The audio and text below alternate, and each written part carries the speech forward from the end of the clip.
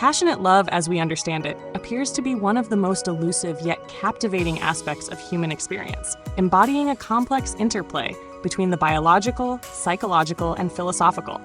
It defies logic, reason, and common sense, driving individuals to actions that are often harmful to themselves and others.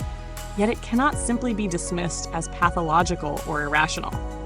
To categorize love as a mere neurosis, akin to obsessive disorders or impulsive behaviors, is to overlook its profound significance in the evolutionary and intellectual hierarchy of human emotions.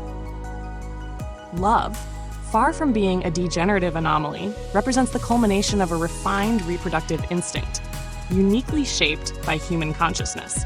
Through the mechanisms of unconscious perception and conscious recognition, the mind synthesizes the myriad impressions of the external world, leading to the sudden and overwhelming revelation we call love.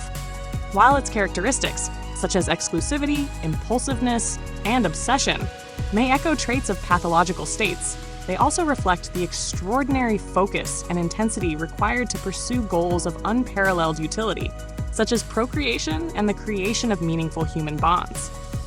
Unlike lower organisms driven purely by reflexive chemotaxis, humans experience love as a sophisticated and conscious selection process, reflecting the interplay of emotional depth and intellectual capacity. This differentiation marks love as a progressive product of emotional and mental evolution, occupying a rank higher than any other sentiment in the phylogenetic hierarchy. Indeed, the very irrationality of love, its ability to transcend practical considerations and defy social norms, highlights its role as a force of both personal and species-wide significance. It is crucial to resist the temptation to reduce love to either pathological impulses or mystical finalities. Instead, we must recognize it as a state that arises from the interplay of evolved instincts and higher cognitive functions, bridging the physical and the intellectual. Love, as I contend, is neither a symptom of regression nor an inexplicable marvel, but rather a natural product of the mechanisms that govern human thought and feeling.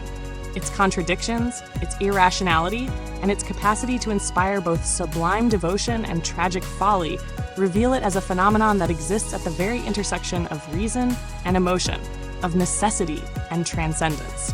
Passionate love, therefore, is not merely a condition to be studied. It is a reflection of what it means to be human, in all its complexity and beauty.